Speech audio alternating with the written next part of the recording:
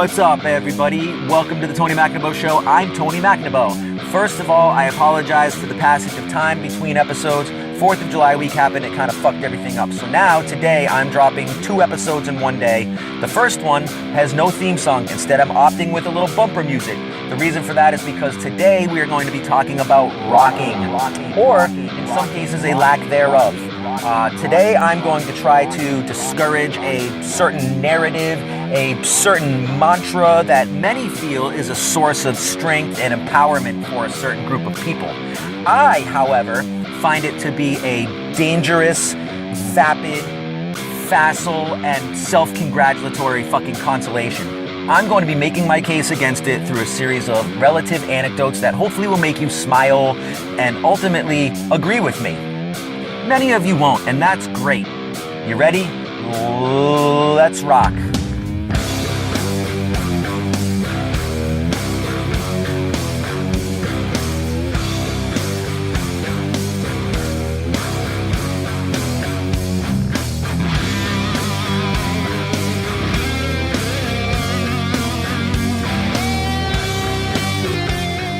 Thanks for checking in to episode 3 of the Tony McNabeau Show.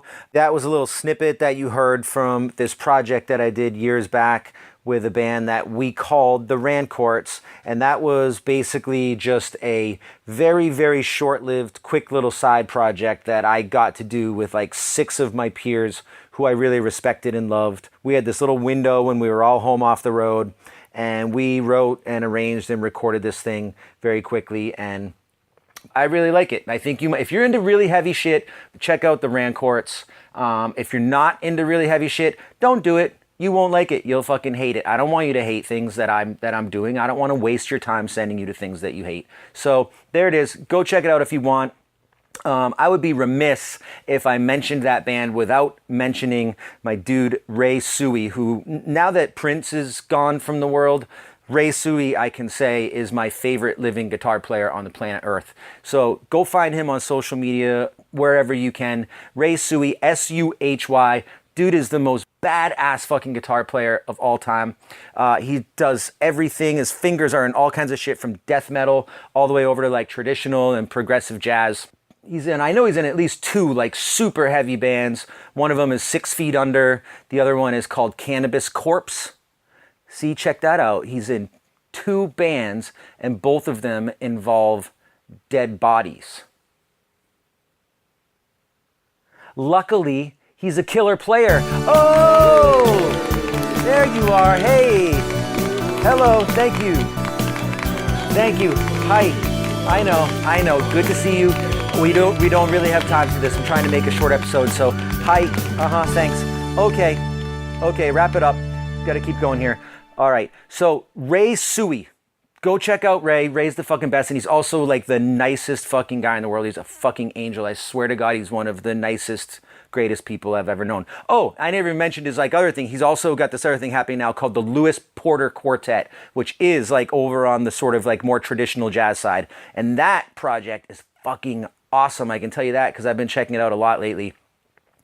Go find Ray Suey and have some fun with that. Okay, speaking of Ray Suey and people who are fucking really rocking, I'm going to talk about some people who aren't really rocking. I'm going to jump into this, and at first it's going to make people a little bit, people are going to meet this idea initially with some resistance, but I need you to bear with me, okay? I'm going somewhere with this.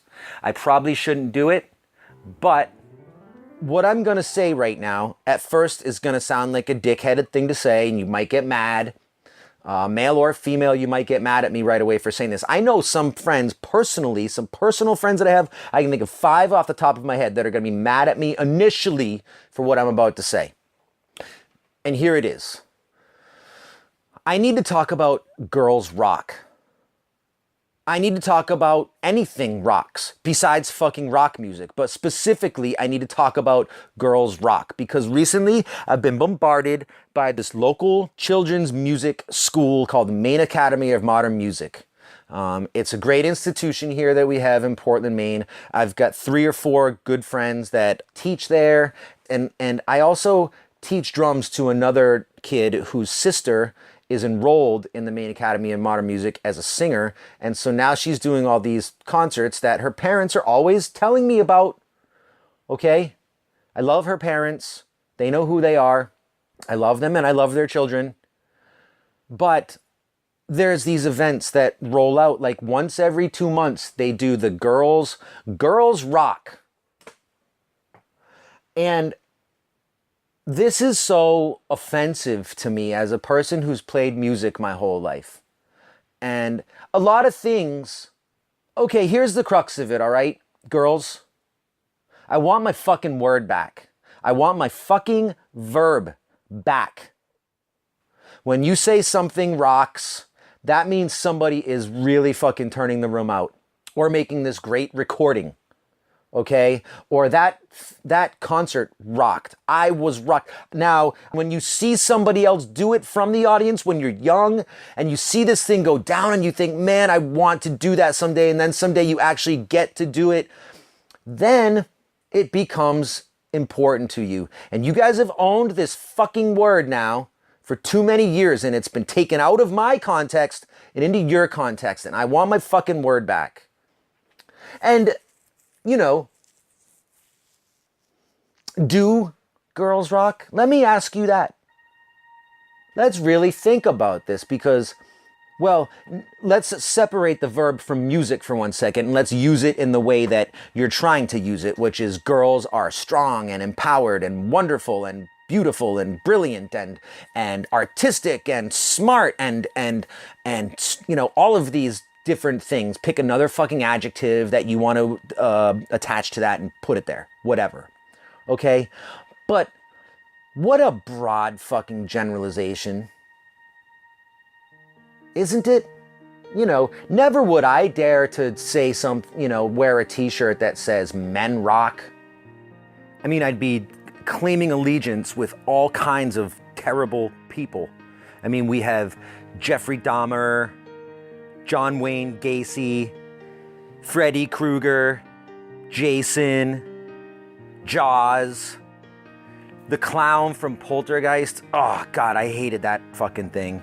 Macaulay Culkin's character in The Good Son, the Iron Sheik, Catholic priests, insane clown posse. I mean, the list just goes on. And worst of all, our biggest flaw that I would have to be standing shoulder to shoulder with, the dude from that band Five for Fighting. Oh, what a puppy shit soft songwriter. And I mean, it is the softest. That band should be called 2 Minutes for Roughing. I can't stand Five for Fighting. And what a deceiving name. Like the first time I heard that name, I was like, oh, cool. This is going to be like some hardcore band. This is going to be fun. And then I listened to it and it's like that, you know, I'm sitting for a moment. Like, oh, this stuff is the worst. So anyway, like, you know, we are fallible. I don't want to take responsibility for all those things. So I'm not going to sit here and say like, oh, we're awesome. But you know what? You guys aren't exactly scot-free. But there you are over there with your shirts. Girls rock. We're the best. Girls rock. And you know, that whole time you're discounting all the people that you own. You own the likes of Casey Anthony. Awful. One of my least favorite people in the world. What about Kim Davis? Kim Davis, the woman who wouldn't marry the gay couple. We all fucking hate her, right? She doesn't rock, does she? You guys have Barbecue Becky. You guys have Tanya Harding. You have Celine Dion. You guys have whoever the fuck has been in charge of Stevie Wonder's hair and wardrobe for the last 25 fucking years. I'm just assuming it's a woman. I don't know for a fact, but I'm assuming it's a woman. But I can tell you, if Stevie Wonder does ever see again, that person is losing their fucking job immediately. But anyway, you've got her. You've got Lucy from Charlie Brown. She's been pulling that fucking football away from that poor kid for I don't know how many years. The Wicked Witch of the West, the Fabulous Moolah. Everybody hated the Fabulous Moolah. You've got Lorena Bobbitt. I know Lorena Bobbitt had she had legitimate reason to kind of like have a beef with her husband, but you don't go cutting a man's penis off with a kitchen knife in the middle of the night while he's sleeping and then driving it down the highway and throwing it out on the side of the road. You just don't do that. What about Angela Pickles from Rugrats? That lying, conniving little manipulator. Awful. And then, you know, you and the fucking baseball bat. You guys own the baseball bat that killed Glenn.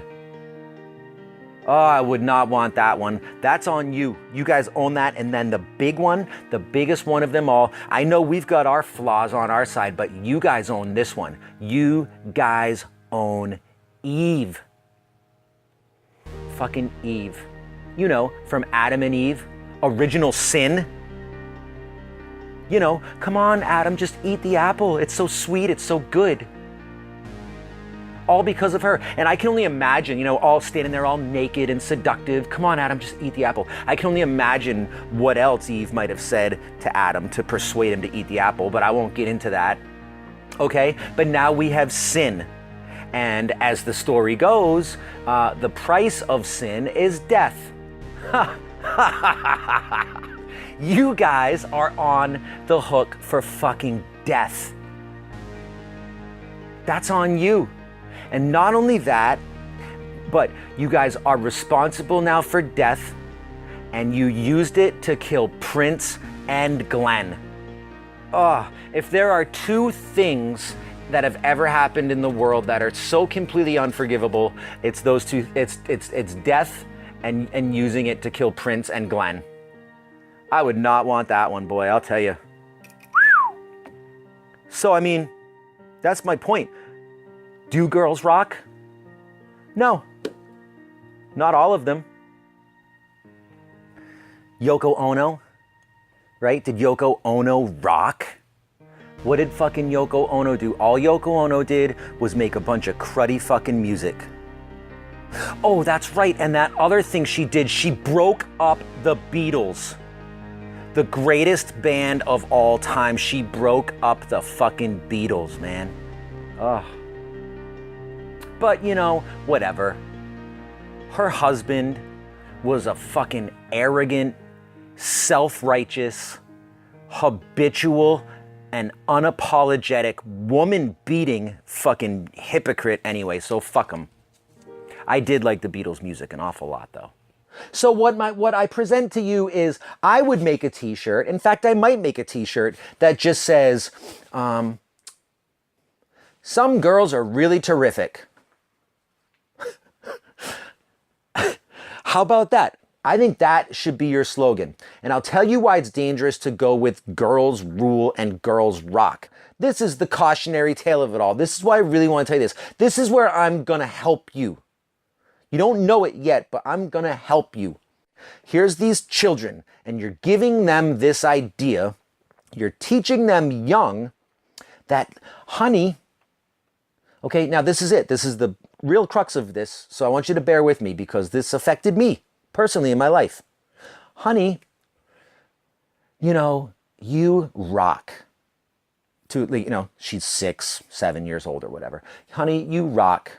You're so strong, and you're just as good as any boy, and you can do it. You know, all these things that are great to say to a child. That's awesome. That's great. But what they're trying to do, I know because it's the same thing my mom did. It's these moms and these groups of people, and they're realizing these children need to be empowered at a young age so that they can deal with the ugliness of the world. Okay? Here's where it fucks everything up down the road. Life one day is going to show itself. And when it does, the truth, many of these girls will be smarter than anyone else. Many of them will be stronger. Many of them will be prettier and faster and all of these things. But a lot of them won't. So then what happens? My mother used to tell me a lot of different things. Tony, you just have the most beautiful eyes in the whole family of all your brothers. I was the youngest of 4 boys. And I got fucking killed my whole life. Beat up, my food got taken off my plate. I got left out of everything. I got made fun of. I got fucking everything. It was awful. But through the process of that, from being very young, my mom would say, "You have the most beautiful eyes in the family, Tony." And then as I got older, "You just have the best smile. It's just such a wonderful smile." And all these different things that she would tell me. And one of them always was, "You're such a good swimmer. You're the best swimmer in the whole family." There's been times that I've been swimming in a pool since then when I've become an adult, and I'm like, man, I feel like I'm doing just the regular, the regular old, what do you call it? The crawl, is that it? Not the breaststroke, but the one where you're, arm over arm and kicking your feet, whatever. Sometimes I do the breaststroke. I can do the breaststroke, by the way. But I think it's called the crawl. The crawl's like anyway, I'm doing the standard swim, the one that everybody does. And sometimes I'm doing that, I'm like, man, I'm splashing a lot. And I feel like I'm not really getting anywhere. I'm just kind of doing a lot of splashing, but I'm a good swimmer. I know that because I've been a good swimmer since I was a little boy, because my mom's always told me I was a good swimmer, and I've had this false sense of fucking confidence in my swimming. But it never got to be any trouble because I was always in a swimming pool. I was never far from the edge, so I never even thought about it. And furthermore, I won't swim in the ocean or lakes. I won't swim in anything where I can't see the bottom. I'm terrified of sharks. People tell me there's no sharks here all the time. I don't believe them. I don't care where I fucking am. I could be in a man-made pond that's only 8 feet deep and say, I'm not getting in there. Why? Sharks. And they'll be like, there's no sharks. It's a 8-foot deep man-made pond that's only about 30 feet in circumference. And I say, I don't believe you. I'm not going in there. And if there's not sharks, there's something else that's gonna get me. And believe me, it wouldn't take more than but a minnow, a fucking little tiny little goldfish-sized fish to come by and tickle my foot to send me into cardiac arrest in the middle of a body of water. Not to mention a jellyfish. A lot of things can hurt you in that fucking place. So I won't get in the ocean and I won't get on a lake. I love being on the ocean in a boat. Everybody gets jumping in. I won't go, ever. But last summer, I did. I was lured out to a boat with the promise of cold beer, and I couldn't do anything about it. I had to get out there. So we were staying on this island. Me and a whole group of friends were staying on this island in Maine called Jewel Island. And there's no landing, there's no docks, there's no, and there's nothing to pull up and tie to. You just have to get in when the tide's right. You have to anchor your boat. And then you have to swim in the rest of the way and swim out to the boat. Certain tides will dictate how far you need to go or not go, but you can generally get in pretty close to the beach.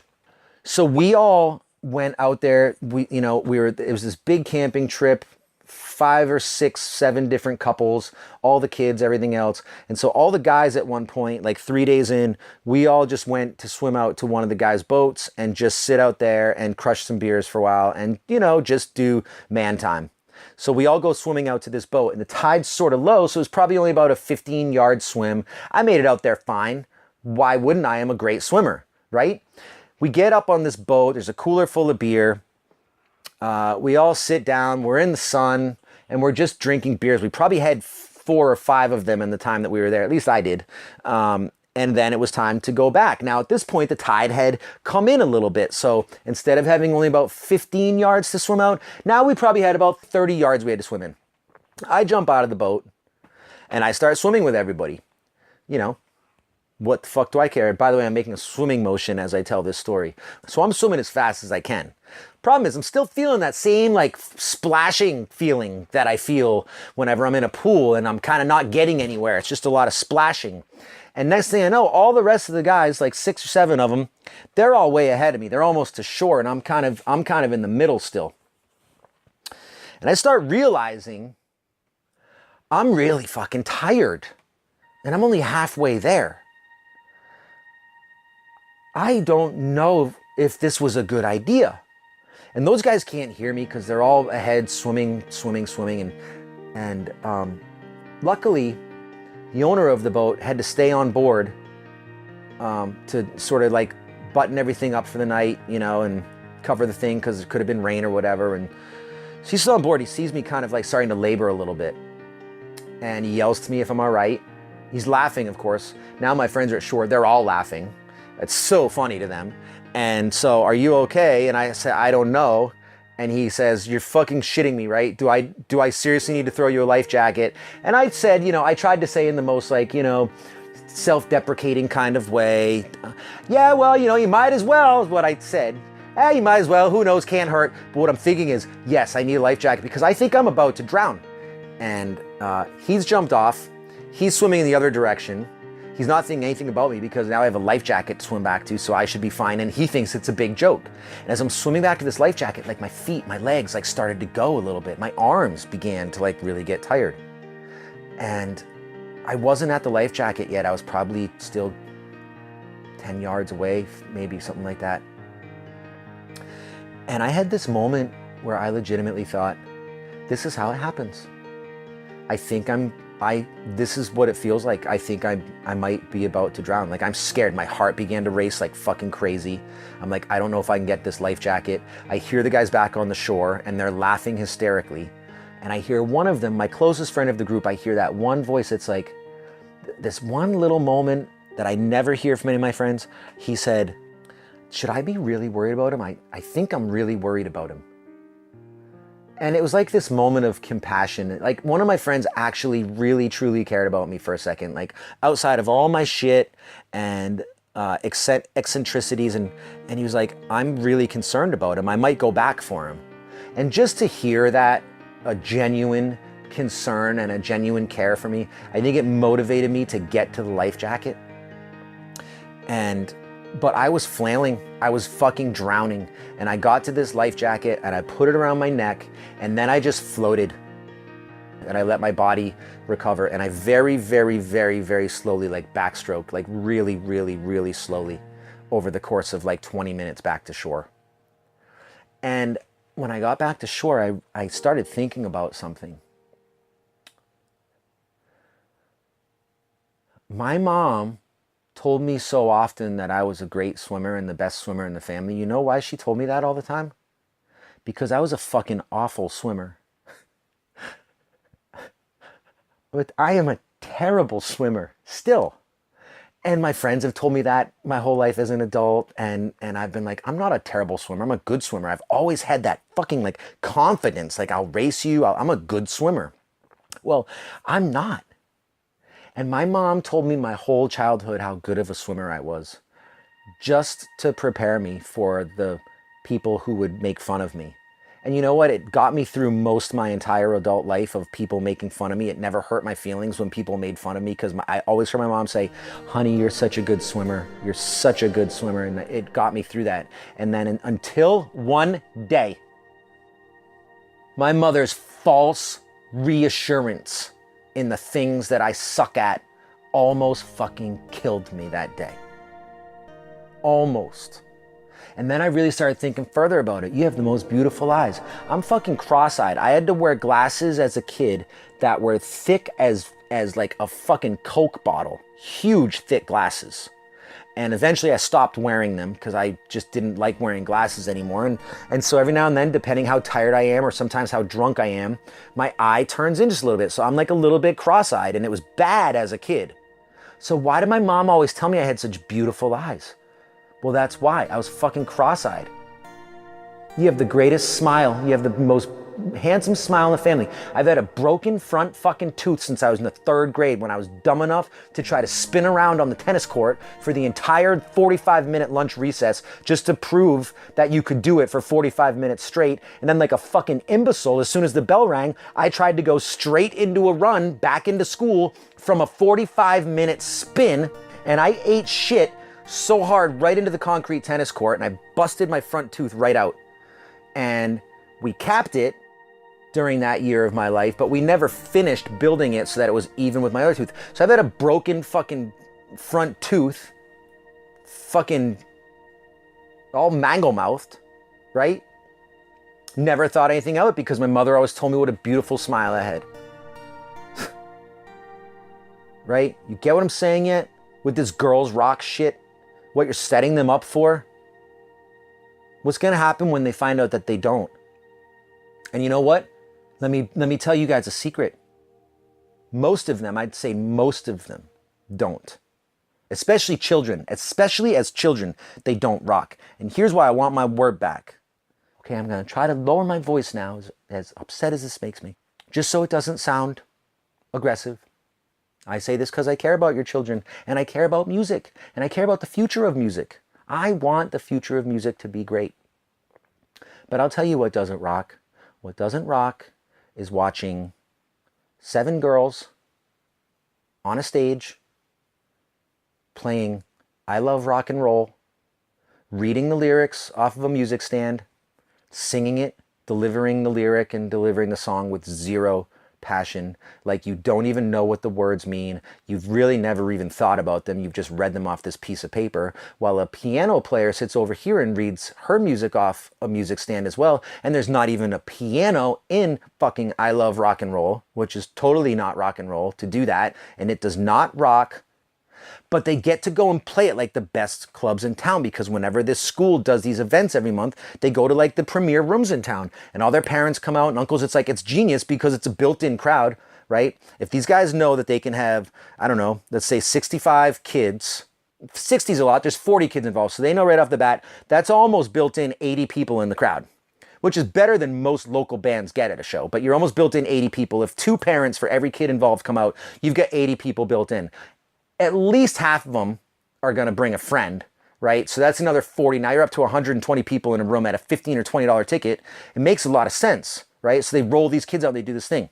And all their parents come and they go, that was so incredible. And they put it out on Twitter and they put it out on Instagram and Facebook. And they're like, look at my girl rocking out. And they are so not rocking out. And here's the and here's where it's up to you as parents and as educators. All right, because I have drum students and I hold them to a certain standard. And when I need to come down and give them some shit about something and call them out on stuff, I do. And it's okay to do that.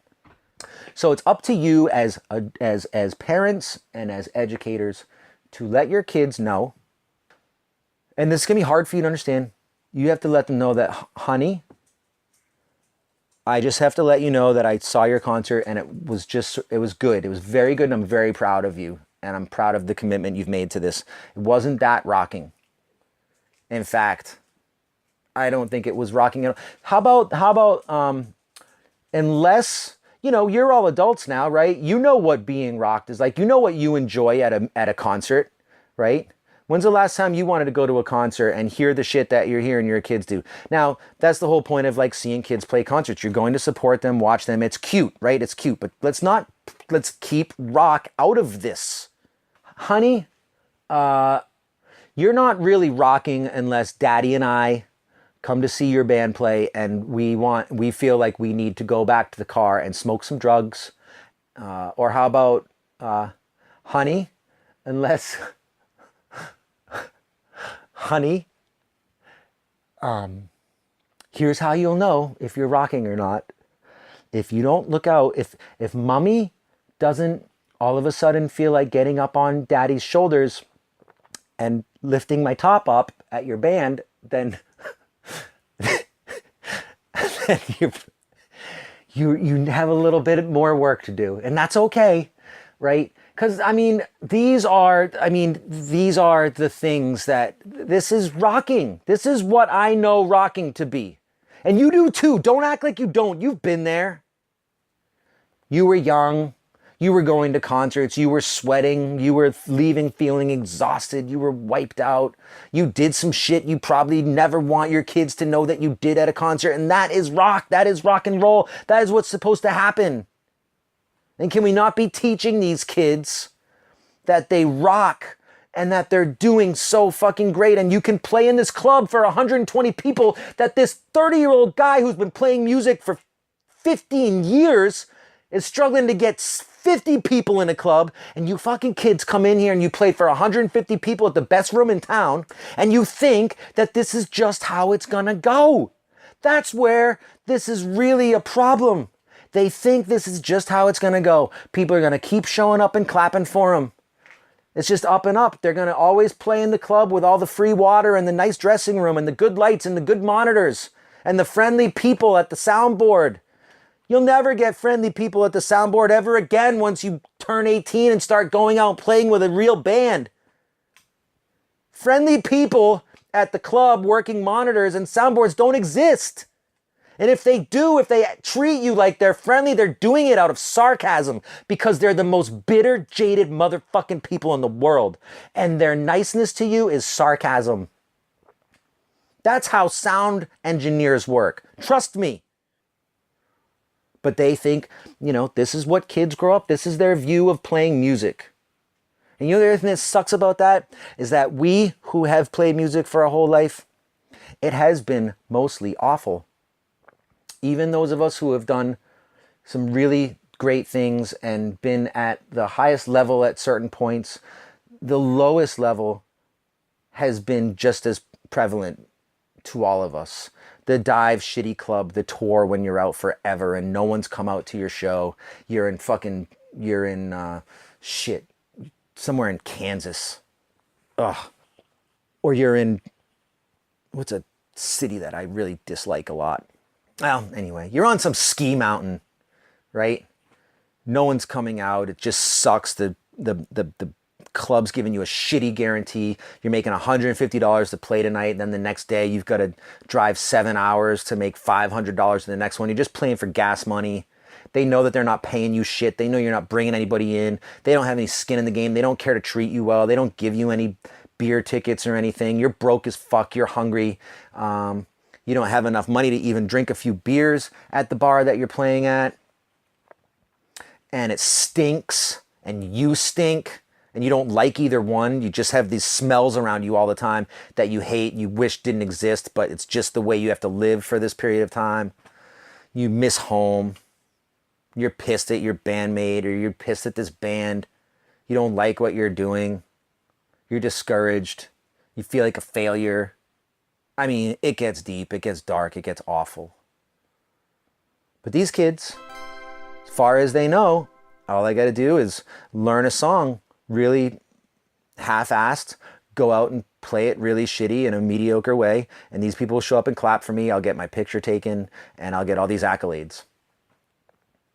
And then they're going to hit the real world. And one of two things is going to happen. They're going to hit the real world, and they're going to be really good just naturally by their own natural built-in curiosity and excitement and passion for music, if that exists with them. Or they're going to think this is fun and they're going to keep trying it, and then they're going to end up right where I was in the proverbial cove trying to swim to shore. And they're going to realize all of a sudden, maybe when it's too late because they've foregone college, they've decided that grades aren't that important because they're going to be a rock star. And they've never really put in the time to being a rock star because they've just been told already that they are. So what the fuck does it matter? Like, they're already good enough, right? So they're just going to be a rock star and fuck all the rest of this stuff. And then one day they realize, I suck at swimming. I'm drowning. And that's how it happens. One day they realize that they are not prepared for this. They're not good enough. They're not smart enough. They just should have tried something else. Or either that, or they should have tried harder at what they're doing a long time ago. Like, now it's too late. They should have been told by somebody a long time ago that they needed to work harder and they needed to get better if they wanted to be serious about it, but they didn't do that. So now here they are. All of a sudden, they're in Colorado Springs, Colorado. And they're realizing it's a really shitty town. Oh, I thought the Rocky Mountains in Colorado, everybody was going to have blonde hair and skiers and all of this. And then they realize it's just kind of a really quiet, kind of cruddy little town. And the club that they're playing at is really, really depressing. These tile floors and drop ceilings. And you get the sense that nobody famous has ever played there before. You don't get one of those vibes where you go into these rooms and you're like, oh, so-and-so played there. No, this is one where it's like no one's ever played at this club except the shitty local bands that play, like, Heart songs by Heart and Melissa Etheridge. And they've got that woman that's dressed way prettier than she actually is. And they're doing really bad versions of Somebody Bring Me Some Water and Barracuda, and she's dancing real sexy and wearing her heels, but really she's just, you should worry less about that and more on your singing, and no one comes to see them. and they're called Barracuda, you know. Barracuda, Colorado's premier heart tribute band. So you know that like the only band that ever has played at this fucking club that you're at in Colorado Springs is Barracuda, and bands like Barracuda. And it's really fucking depressing. And nobody wants to hear your shit, you know? And then you end up out there, you're halfway across the country, and you realize you are not cut out for this. You're not good enough for it. You can't do it. And that's what's going to happen. That's what's going to happen. Or take any other trade or thing that they're interested in and that they're trying to get into. We have to stop with this girls rock shit. One, because it's a detriment.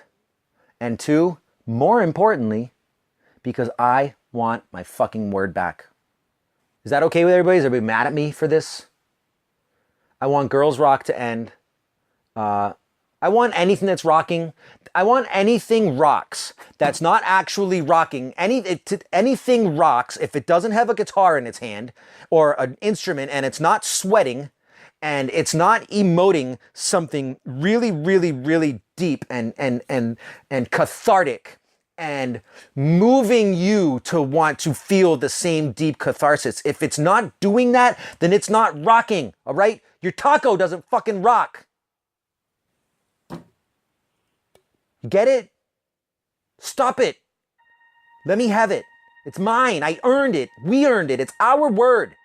You can't just do this. Look, I understand, all right? Everybody wants to rock. I get it. And I don't blame you for it. It's fucking great to rock. But here's how this all can be solved, okay? I mean, I'm willing to share this, okay? But here's how it all can just get solved and put away.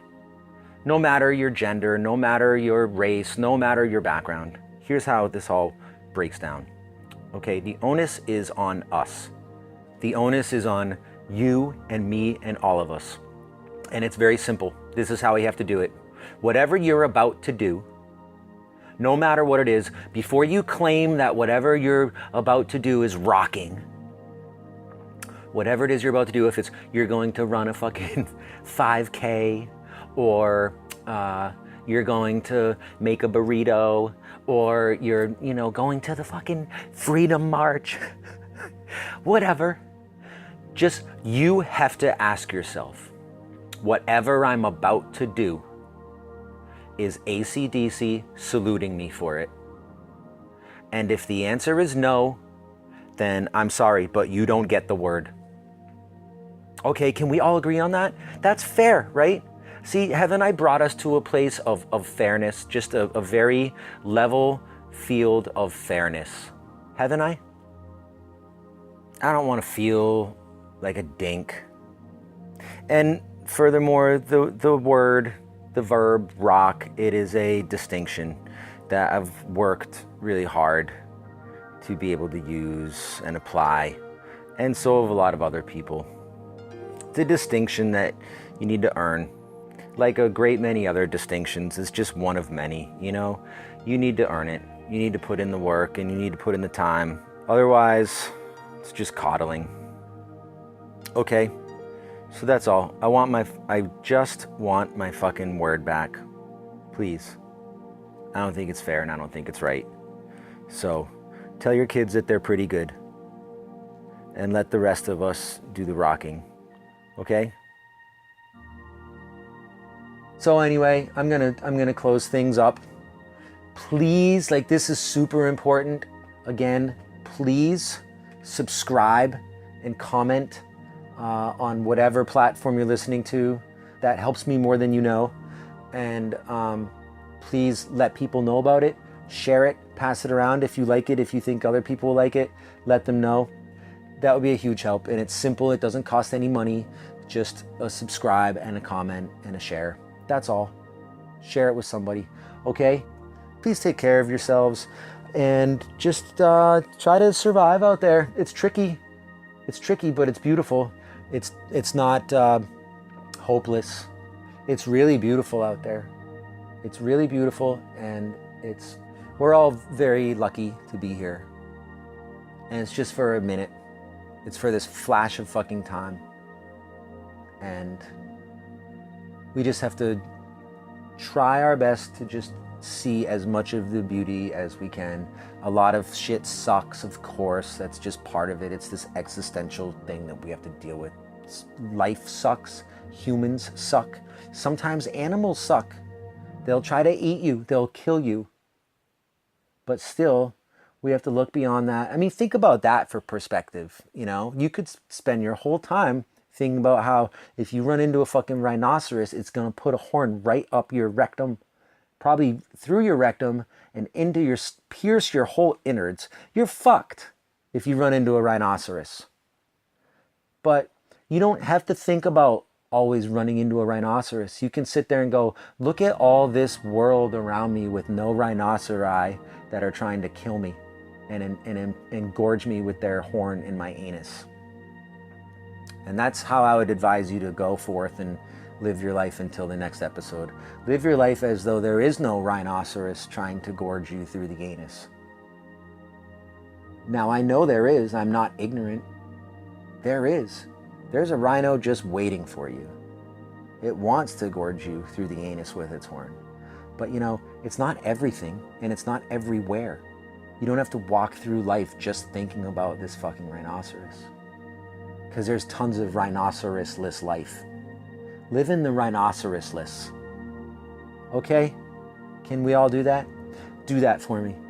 Live in the rhinoceros-less. Life is full of rhinoceros-less living. Do that. For me, for yourself, for each other.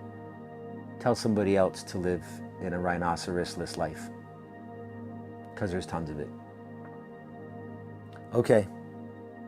Talk with you next time. I love you. Stay alive and stay happy and stay good. Bye.